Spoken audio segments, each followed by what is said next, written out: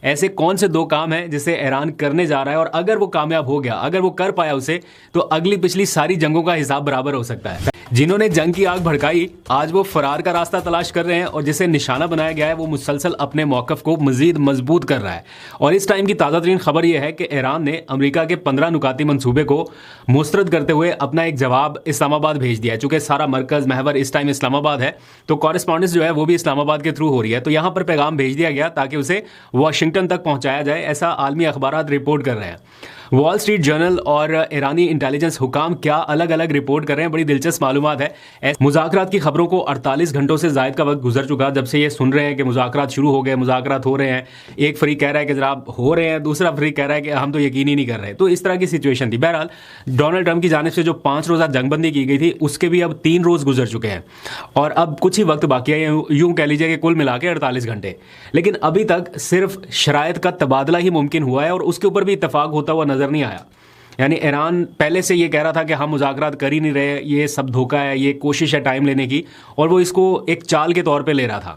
اور اب پتہ یہ چلا ہے کہ امریکہ کا ایک 15 نکاتی فارمولہ جو ایران کے حوالے کیا گیا تھا, اس کی بیشتر شرائط کو یا نکات کو ایران نے مسترد کر دیا ہے. عالمی اخبارات یہ رپورٹ کر رہے ہیں کہ ایران نے یہ جواب جو ہے وہ اسلام آباد بھیج دیا ہے, اور کہا گیا ہے کہ یہ واشنگٹن تک پہنچا دیں, جو مذاکرات ہم سے کرنے کے لیے ڈیمانڈ کی جا رہی ہے ہم اسے پورا نہیں کر پائیں گے. ایک طرف مذاکرات کی باتیں ہیں اور دوسری جانب مڈل ایسٹ میں مزید فوج بھیجنے کی بات چیت ہو رہی ہے.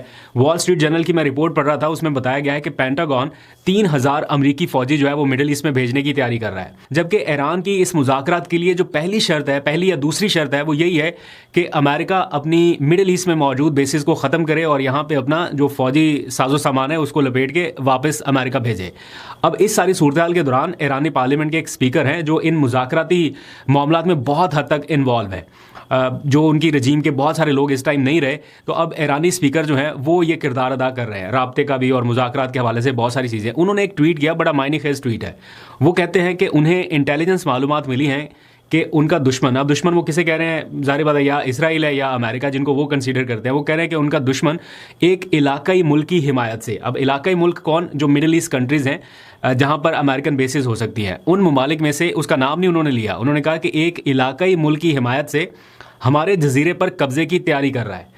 اب کون سا جزیرہ ان دنوں خبروں میں رہا ہے, وہ تو خارق جزیرہ تھا جس کے اوپر امریکہ نے کچھ حملہ وغیرہ بھی کیا, لیکن بہت زیادہ نقصان اس کو نہیں پہنچایا. بٹ وہ ایک بہت ہی سگنیفیکنٹ پوزیشن کے اوپر ہے جہاں سے ایران کا سارا تیل جو ہے وہ دنیا بھر میں سپلائی ہوتا ہے. یوں سمجھ لیجیے سپلائی چین کا مرکز محور سارا کچھ وہی ہے.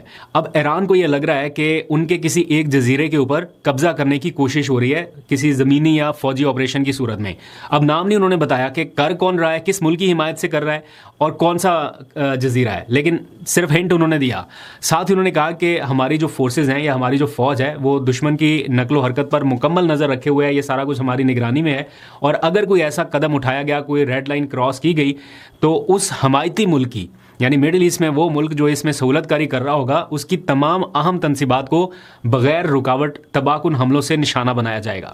یہ ایک وارننگ جو ہے اب سے تھوڑی دیر پہلے جاری کی گئی ہے کہ ہمیں یہ سارا کچھ معلوم ہے کہ کہاں پر قبضہ ہو رہا ہے, کون کرنے کی کوشش کر رہا ہے اور کون سہولت کاری کر رہا ہے. تو